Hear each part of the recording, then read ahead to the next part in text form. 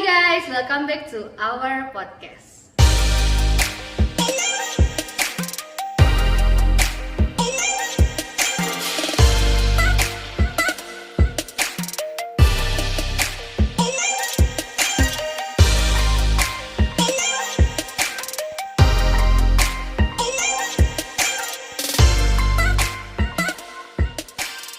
Himabel Zoo.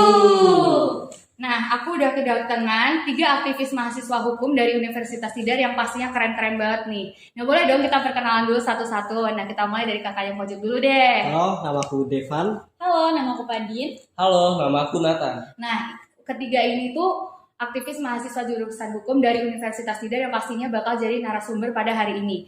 Nah, pada hari ini kita bakal bahas isu-isu kontroversial mengenai Bapak Luhut. Siapa sih yang gak kenal Pak Luhut? Pasti udah pada tahu dong, yang saat ini menjabat sebagai Menteri Koordinator Bidang Kemaritiman dan Investasi Indonesia. Oke, kita mulai ya untuk pertanyaan-pertanyaannya. Nah, mengenai isu yang belakangan ini sedang ramai diperbincangkan, menurut kalian nih sebagai mahasiswa jurusan hukum, itu gimana sih tanggapan kalian mengenai isu Pak Luhut di mana beliau ini merangkap banyak jabatan? Di antaranya ada sampai 14 jabatan yang pernah beliau pegang hingga saat ini. Karena seperti yang kita tahu juga nih bahwa ini sebetulnya bertolak belakang dengan dasar hukum yang ada di Indonesia. Dan faktanya itu malah Bapak Presiden Joko Widodo sendiri yang justru memberikan jabatan-jabatan tersebut kepada Pak Luhut. Nah, boleh dong aku minta tanggapannya dari kakak-kakak sekalian, mungkin dimulai dari Kak Nathan dulu deh. Boleh banget dong tentunya. Kalau kita lihat, di sini Pak Luhut mengatakan bahwa mengapa Presiden Pak Jokowi memberikan beliau jabatan rangkap. Karena hal itu dilakukan dengan tujuan untuk mengintegrasikan kebijakan agar bisa meningkatkan potensi keberhasilan.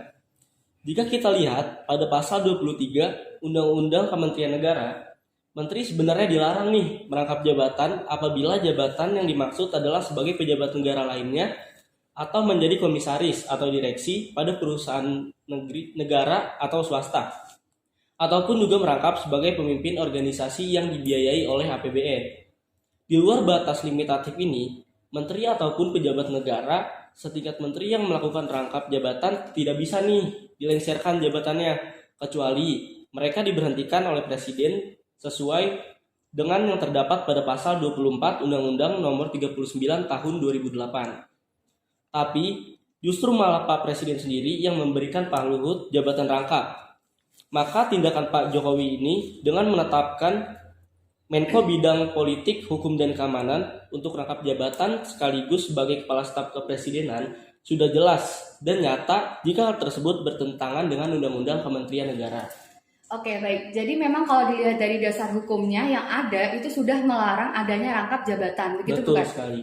Oke, selanjutnya persoalan jabatan yang diberikan kepada Pak Luhut itu bukan karena Presiden Jokowi tidak percaya orang lain, melainkan bisa jadi di mata Pak Jokowi itu di negeri ini hanya ada Pak Luhut. Oke, kemudian dari banyaknya jabatan yang diemban oleh Pak Luhut ini, salah satunya yang menjadi kontroversi itu kan adanya penunjukan terhadap Ketua Dewan Sumber Daya Air Nasional. Tadi kan sudah disebutkan oleh Kak Nathan bahwasannya Ketua Dewan itu dilarang merangkap jabatan. Nah, ini gimana sih menurut tanggapan kalian? Boleh deh untuk dijawab sama Kak Devan. Ya, terima kasih ya Kak Abel atas kesempatannya. Jadi saya akan menjelaskan, menjadi Ketua Dewan Sumber Daya Air Nasional tentu menjadi sorotan dari berbagai kalangan. Dan lagi, sumber daya air nasional ini merupakan hal yang serius dan tidak bisa ditangani dengan setengah-setengah. Terlebih lagi, Bapak Luhut berada di tengah pusaran kontroversi perpanjangan masa jabatan presiden.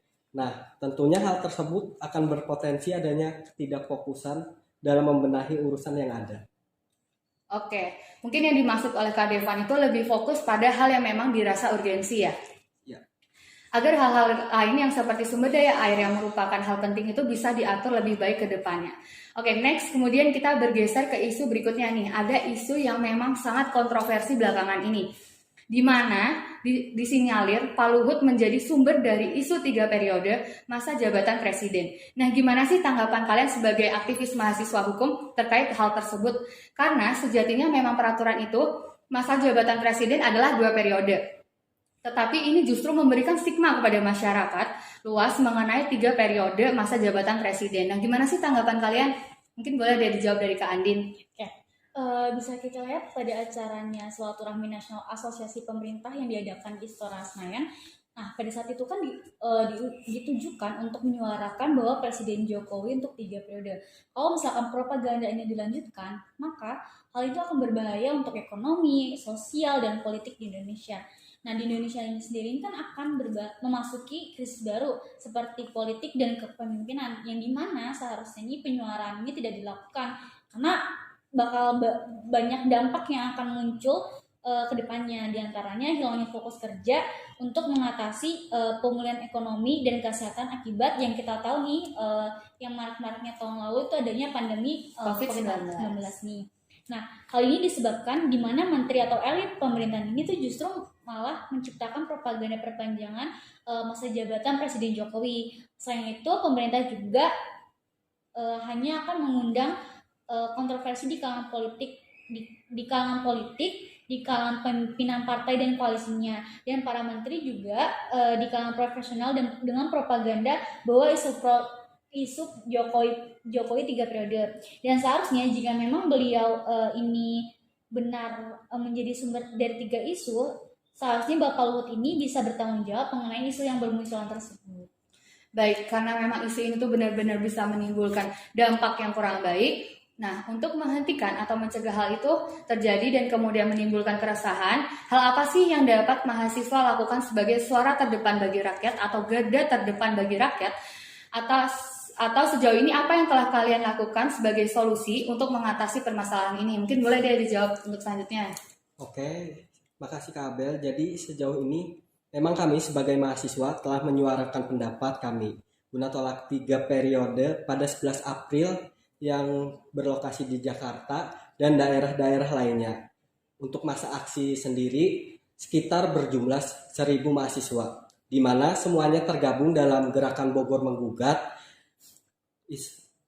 Gerakan Bogor Menggugat Istana, dan isinya sendiri adalah mahasiswa-mahasiswi di Bogor Raya, kota, dan kabupaten.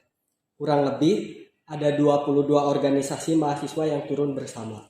Oke, berarti maksud Kak Devan ini memang mahasiswa itu telah melakukan apa yang bisa dilakukan atau telah berupaya mengurangi atau bahkan mencegah dampak yang akan bermunculan karena isu-isu tersebut, benar kan?